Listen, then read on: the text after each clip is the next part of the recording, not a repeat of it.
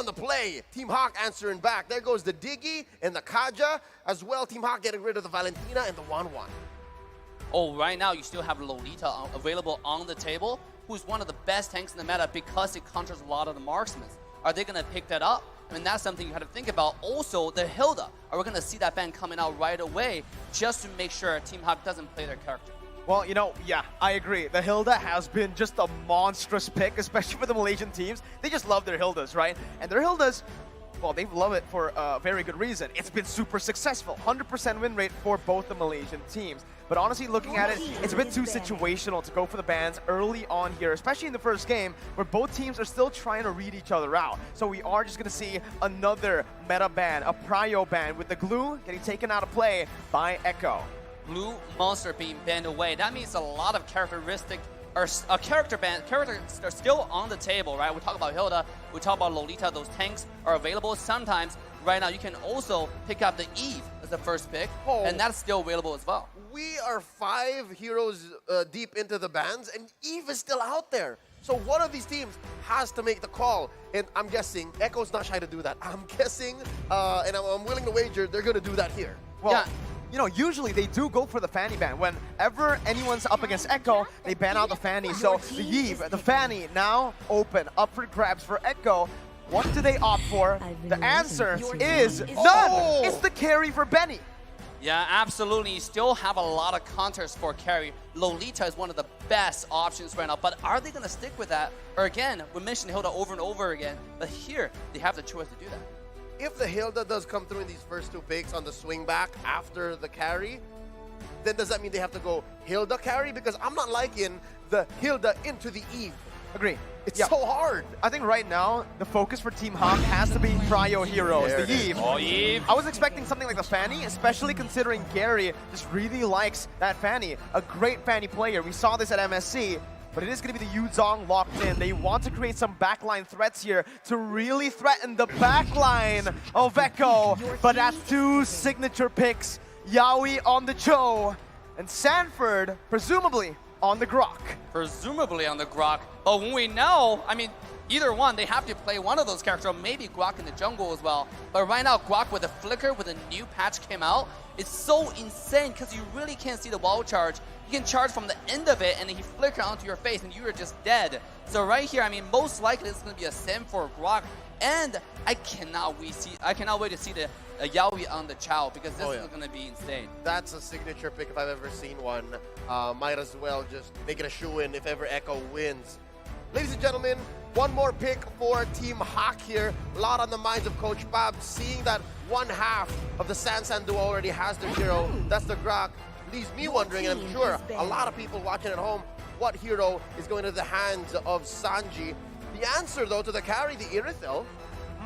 For me, honestly, looking at the compositions right now, Team HAQ don't really have a choice, right? For the gold lane. Because firstly, well, carry's been picked up. 1-1's been banned away. Usually those are the 2 picks that you want to go for, but considering the amount of engages here, Team HAQ, Panda, can't really go for that immobile carry in the back line. They can't go for your standard, just Beatrix. You need someone with mobility, and Irithel brings that to the table.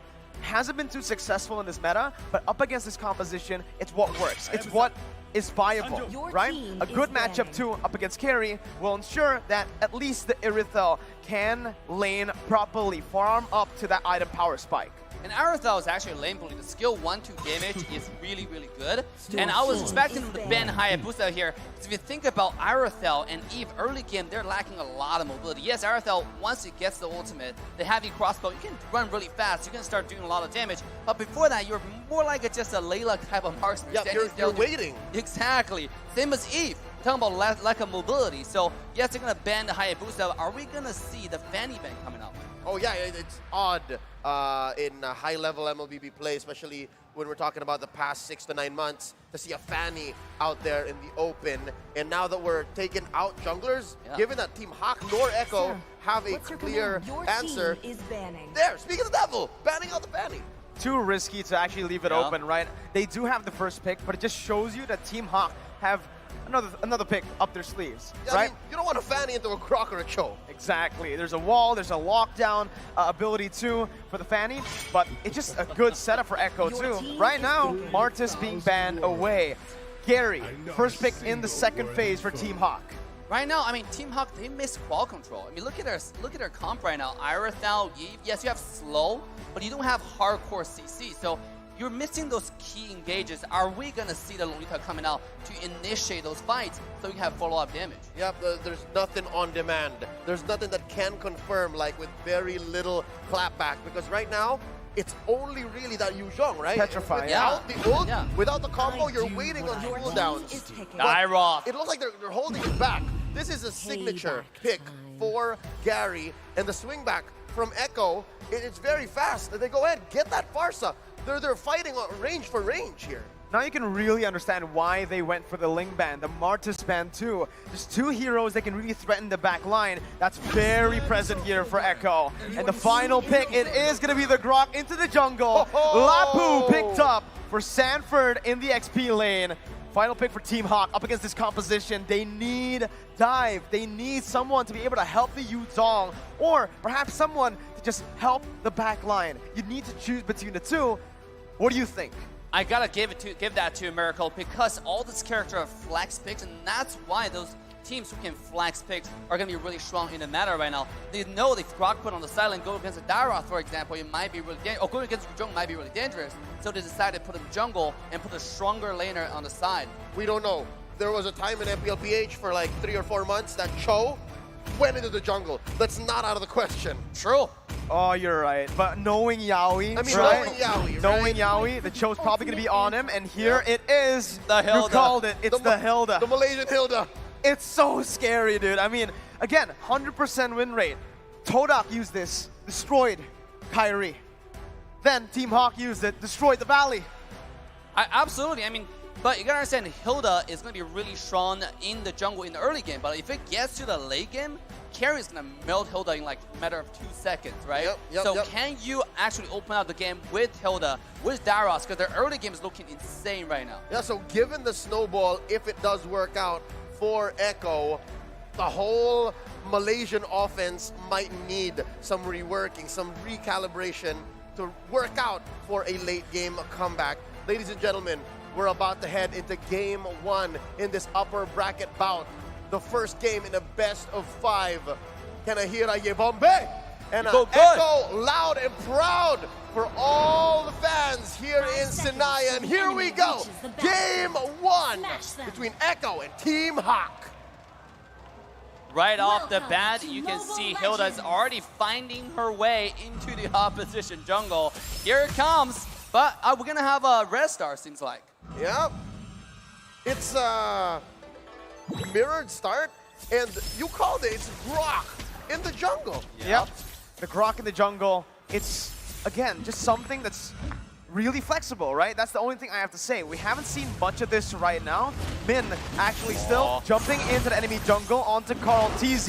Min's gonna be stunned up as Sanji jumps in with a rotation. That's gonna be the wall popped in, and Min's gonna be caught low. Has a sprint, Sanji with the flicker. Finds first blood. And there you have it. That's the loud and proud from Echo. They were not expecting a quick response. Team HAQ, Echo seems to have found the solution.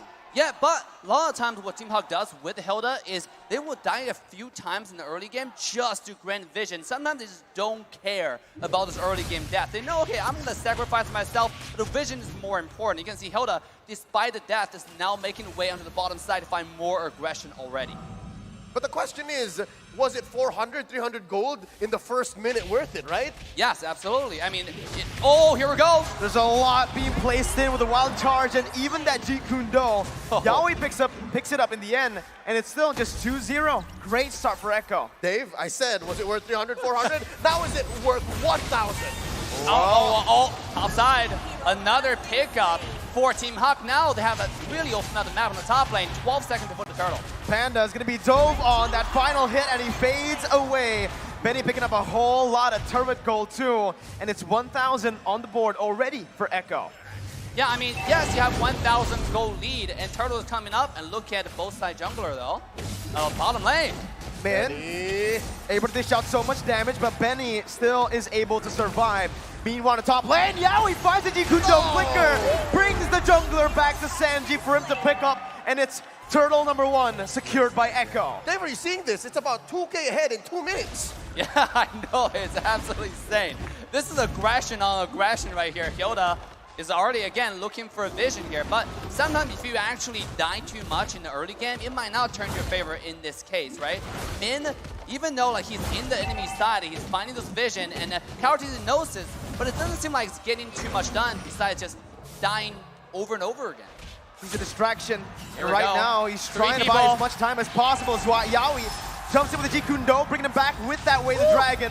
Min's gonna fall for the third time in this game, and it's still just Echo controlling the pace of the game. Despite that Way of the Dragon being slightly off angle, there was enough damage between the 3 members of Echo to punish Min. Yeah, absolutely. I mean, Hilda right now going in, this is something, even though he's dying though, I gotta give them benefit because we saw the game that Team Valley went against, right? Even though Hilda was dying, but he was distracting so many people. And the other lanes are farming because Hildas know exactly where your opponents are. So this might be something they're doing right here as well. Well, there's still maybe a couple more turtles for them to hedge on that. Yeah. But right now, Echo seems to still be on top of the just to-do list for Team HAQ, right? You kill the Hilda, and then you move on and convert. It doesn't really bother the laners of Echo. Doesn't at all, right? They're even just grouping up here as in the top lane here, the XP lane. It's 1v1, Lola versus Sanford. Lola using that Petrify earlier to regain some HP, as in the bottom lane, the gold lane, it does seem like both Man and Panda has been taken low by a dive attempt by Echo. Yeah, but it just trade off on skill. So you can see Echo does have the control on the map despite the Hilda. I mean, they really thought about how to counter this guy. Even though the early game, I thought they wouldn't have the damage to kill someone as beefy, as tanky as Hilda, but I was proven wrong. And now the second turtle is spawning. You can see Echo is already in position to contest this objective yet again. It's just full control right now for Echo. 2.4k gold lead, a lot of gold being placed into one of the core members. We said it, Sanji on the Farsa, 2-0 and 1. You got wave clear, you got poke, and on the Farsa, you have the wings by wings. That's additional rotation speed across the map. Team HAQ don't really have an answer to that right now. Well, there was a small response from them. Can Gary get out? He's okay. I think this is the response from Team HAQ, is just try to pressure Benny. Send dudes down into that gold lane. Yeah, I mean, look at Yaoi here on the bottom side, getting vision from the Hilda. Let's take a look at the item right now as well as emblems. It's like both sides are picking about a similar, you know, for marksmen. They just want to have a safe laning phase. Yeah, what worries me is the difference between the different junglers, right? It's a clear tank utility jungler on all drop. right. But wait, Yaoi! An uncharacteristic miss from Yaoi as he gets punished. Min picks up a kill. Honestly, in that conversion, Min, I think that's the worst player to have a kill on, especially considering he's just been the distraction for Team HAQ. Yeah, absolutely. I mean, once you get a kill, you reset the goal count. If you die again, that's another 200 gold to the enemy pocket. Especially you lose the key winning condition, which is the vision factor. Yeah, but at this point, I think HAQ is just happy to have a kill, right? Punish the lover boy, and they go from there. Just as you say it, they get another in the gold lane, actually ambushing Karatizzi and finally getting a grip back on the game. You know, I gotta give some credit to Team HAQ's entire draft strategy or philosophy. The Dairoth is one of the best characters, fighters to kill tank. You know, now you're thinking about it, yes, they're lacking qual control, but because it's so easy for them to kill tanks, just with a little bit of slow that they have, they're able to do it. And then we can expect for this to get a little better as they get items and they build up confidence and they figure out what exactly Echo is trying to do as they push this bottom lane turret. Oh, what a mirror move. Top lane too. Echo gets that. Trade, right? XP for gold, and Lola had to just give up that XP lane. Knowing he was playing the weak side of the map, he would much rather just come to the mid lane, rotate over, and help the other members. But right now, it does seem like Yaoi wants to look for just additional mid control with Sanji, as that is actually going to be Yaoi once again poked down by Min. Mon's rotating already, but pay attention. The Echo's positioning is called. He jumps into the wall charge. Sanford joins in, and it's an all-out collapse. Called. He's going to fall, but Lola jumps in the back line with Petrify, finding Yaoi. The Furious Dive not able to find them, but Team HAQ have won the team fight. They're going on to the turtle, and this is the turnaround. A tough 5v4 situation for Echo that Team HAQ capitalized on. Dave, HAQ got a turtle here. Yeah, I mean, there are two reasons for the key of the victory for Team HAQ. they have Hilda becoming increasingly harder to kill now. Now you can see Hilda jumping into the child. They can't do anything to him. They don't want to waste skills on him either. At the same time, Yuzhong is slowly but surely become a monster to the back line. You saw how much threat he posed to the mid laner, to Sanjay on the far side. And we're expecting that exactly, right, from Team HAQ. They survived the early game counter from Echo on that Hilda strat, and then now there's this mid-game power spike. The mid-game power spike is going to be quite massive for both of these teams, like looking at their compositions. But honestly, I do feel like the later the game goes, it's so even. Both teams have just drafted themselves for a very good early, mid, and even late stage.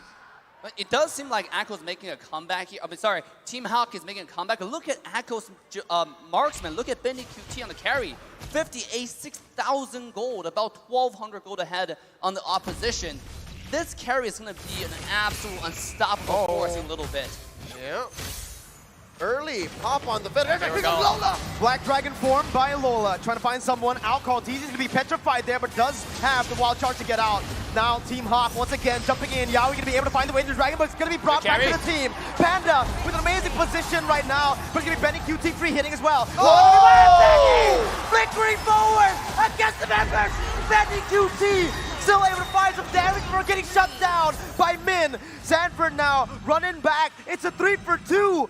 A flicker forward by Benny. Holy moly. But by the airstrike comes in, Panda still able to fall. Actually, her damage is enough. Now it's gonna be 1v3. Min gets shut down, and Sanji picks up a double. A delayed wipeout off the back of the Storm's aggression. Benny Cutie has entered the building.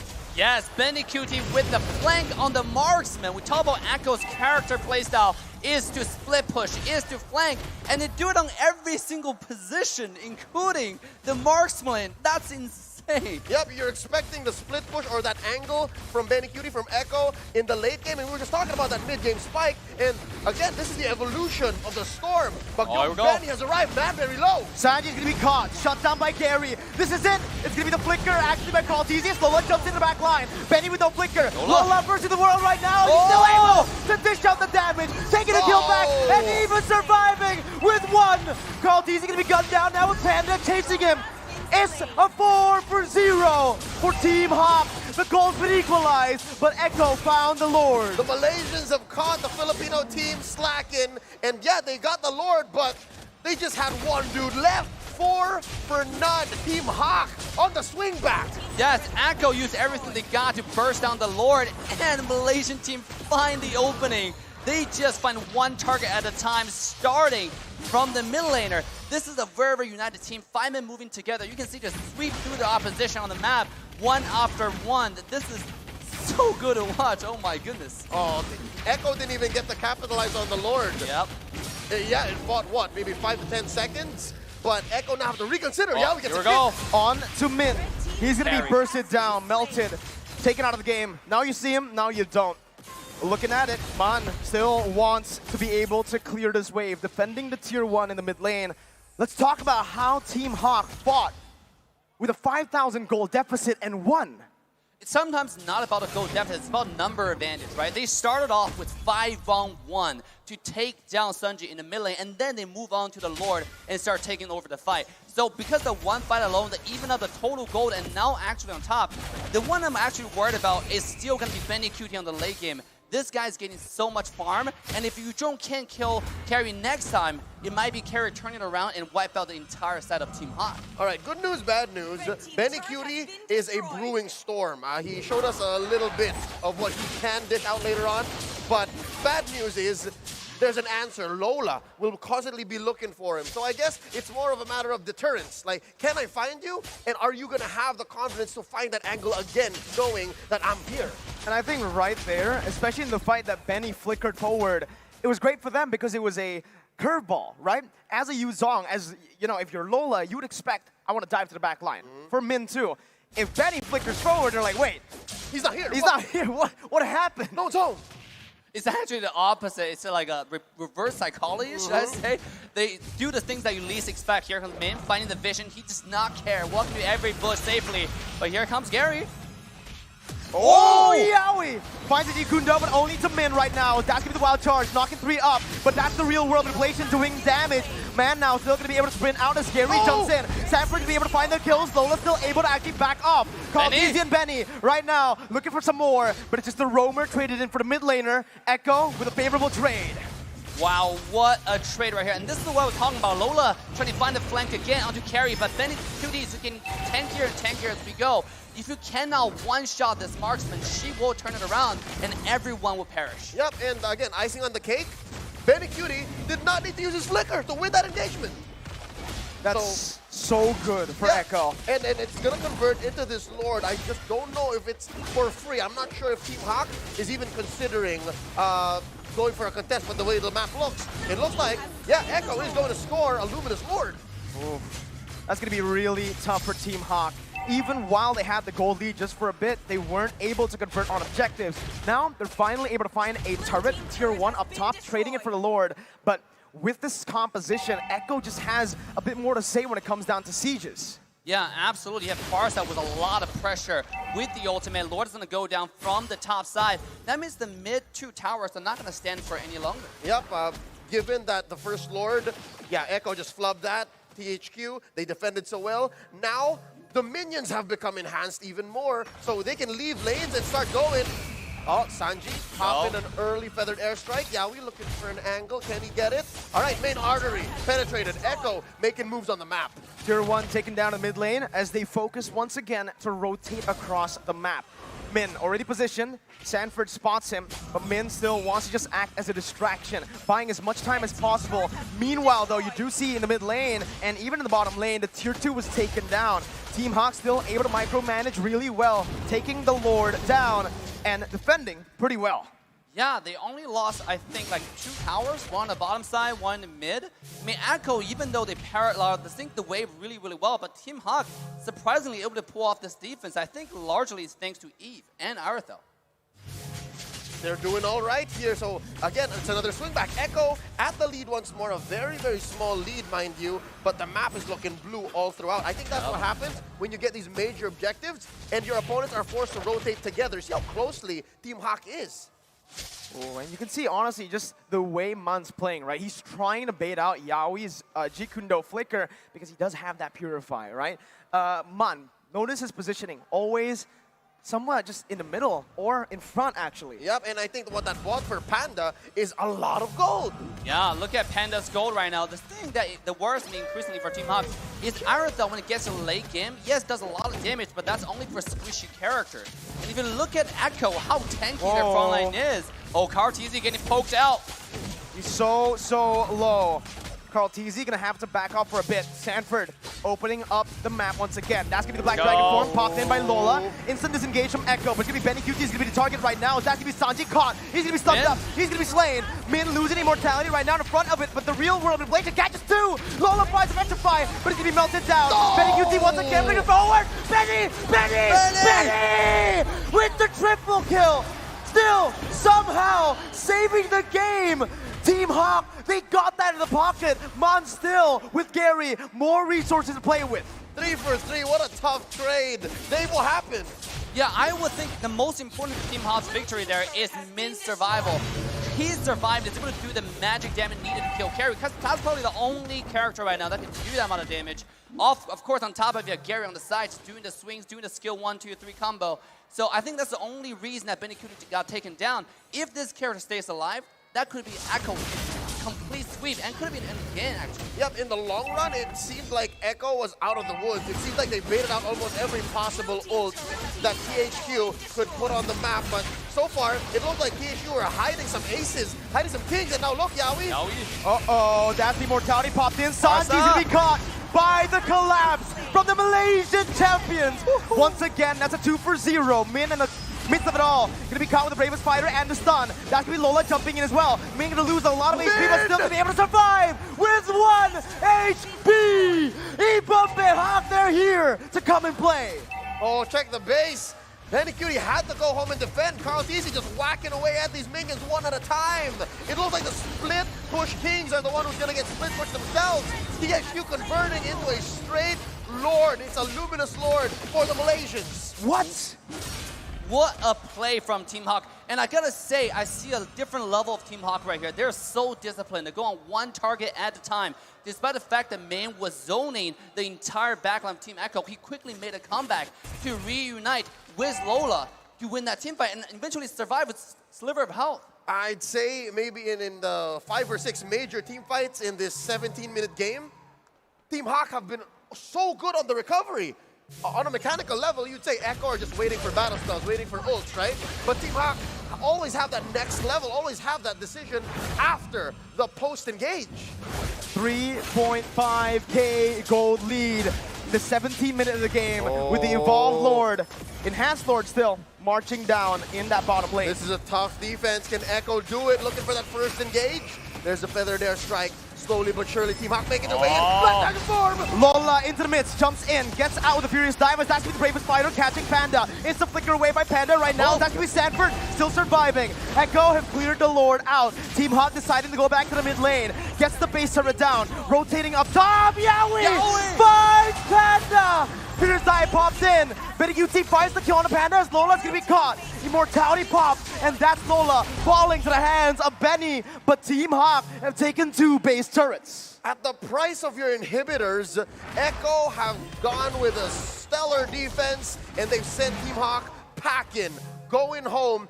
How can Echo capitalize? I mean, Echo at this point, there's not enough minion wave, and also Team HAQ made a really good decision to retreat really fast. Let's take a look at the team fight. It started off from Yaoi really decisive engage, and I gotta see the wall from KRTZ is insane over there. Just blocking 2 people away. You can see Team HAQ just quickly retreated. They want to make sure you don't capitalize on the death. Oh! Yaoi saved the game with the way the dragon now getting caught.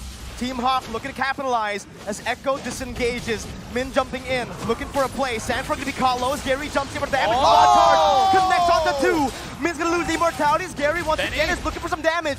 Benny gonna be caught. Panda does some damage back. Oh my! Benny finds the killing spree. Bravest Fighter to the back line as Panda's gonna be stunned up. That's Sanford dealing so much onto Panda. But here's Lola as well. Panda gonna be taken down. Lola to the back line. Benny with a flicker out. Gary's still low. Benny chasing.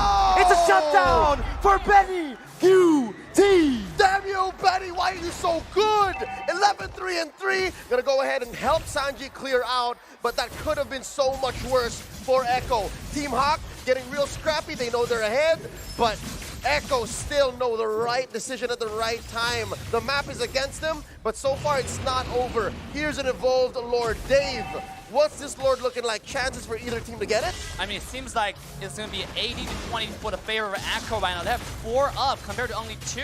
And on top of the fact that here you have Retribution from KRTZ, and you have this Shredder from Carry. Look at Benny Cutie just losing the drop-in HP of the Lord in a matter of seconds. Benny. Just Benny. Just Benny. That's all I have to say. Yep. And honestly, that's all we have to say. That fight, he just popped off.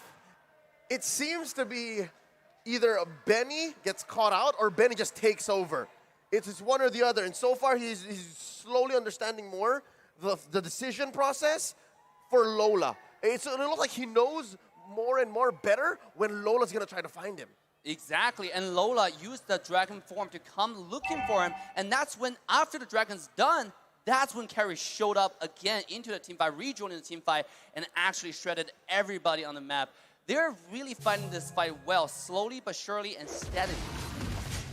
Honestly, looking at how they're going to be pushing now, Team HAQ with the Evolved Lord, right? It's Echo pushing in with a 4,000 gold lead. It doesn't really mean much in the later stage of the game because everybody has gone to a point where it's all full items. How do Team HAQ defend this? I mean, right now with the Lord, and by the way, I like the details from KRTZ now. They block the path for the Lord. This way, Lord's going to take longer to go to the base. Yep. And this will allow more super minions to come out, and that will really help you when you push the base. They're increasing every chance they can get, and here comes the push. Evolved Lord cracking the base. Base turret number 1 taken down. Team HAQ looking for that defense right now as Lola jumps in with a Black Dragon form, just zoning Echo away. Lord at 10,000 HP, melted down. Real world regulation popped in the mid lane to clear out the wave and to zone Echo away. Team HAQ with a masterful defense. Clean from the Malaysian squad, the MPL Season 10 MY champions. There's a lot of ult spent, though, to get that done. Yaoi looking for one. Here we go. Yaoi gonna flicker forward. Winner truncheon by Gary to bait it out. Sanford now helping his teammate, but Yaoi's gonna be taken low. Still alive. That's both teams disengaging, but it's Echo who finds base turret. Min still looking for something as he opens up the map. Mon gonna be able to slow some people down with the Ice Queen wand and the second ability. Min still again jumping in. Benny gonna be able to dash away from the wall. Team HAQ still chasing, but they will not be able to find it. It's a flicker, baited out. Sanji, no flicker. Lola with the Black Dragon form comes in. Winner Truncheon baited out. Sanford gonna be caught in the midst of it all. That's gonna be Sanji losing the mortality. Gary picks up one. It's a 1-for-0, but 22 minutes on in the game. 50 seconds for the respawn timers. Oh, and this whole time it's just Min in the base defending. Are we looking at potential clapback from Echo? They were also left reeling. They were gassed from that last team fight. Dave, we're down to one inhibitor for Team HAQ. I mean, this is such an even game. Actually, no there's more. no more. Oh. The minute wave's too strong. I was thinking just a Hilda alone is not going to cut it. You can't. You can't. And by the way, at this point, carry is the deciding factor. Can you take down Benny? Is the win condition for HAQ. And it doesn't seem like they have the resources to do it. It's going to be up to Dairoth, Eve, and you don't jump in at the exact same time to even have a chance on Benny. Is this the longest game in M4 so far? Approaching. I think Occupy had one long game against the RRQ Hoshi in the group stage. But here in the knockouts, boy oh boy, best believe stakes are much, much higher. Lord here, approaching half health. Oh, look at where Benny is. Look at where Benny is. Uh-oh, still waiting once again. Lola gonna be able to actually jump in. Sanford doing the same thing right now. Black Dragon form pops in as that's gonna be Yaoi finding the way the dragon. Yaoi's gonna be taken down right now. But look at the mid lane right now. Team HAQ's gonna be able to look for the Lord. Panda still walking back, trying to save the game. Benny in the mid lane, looking for a big play. Has been wave, flickering forward. Taking the Lord. Ready for the game. Echo Philippines. Strike first in the best of 5. Loud and proud, that's their trademark. The split push, now they cover up your back doors, and Benny came a knocking. 1-0 in this best of 5. Echo goes on, scores the first win. Dave, you see that coming? Well, when you pointed out about Benny's position, I think the entire stage, the entire world was looking at him just quietly and secretly planning the backdoor, and they did it. You cannot look for a jungler to backdoor. For Echo, is their marksman. Well, they've done this 2 times now. They've, at this point, for me, countless times. But did you see where exactly Benny set it up? He set it up from such a long angle. What was that, river? Mid-river? Yep. And it was top side, right? So he was away from the fight. It was such a risky play to go for, but he just did it. Oh, wow. Chad Benny. Flickering forward, waiting in the bush, making the risky plays. But if it pays off, it pays off, man. They got the game. You see the face on Coach Tick and Coach Trev? It's both unexpected and just as planned. Yeah. So this is something straight out of the Echo playbook.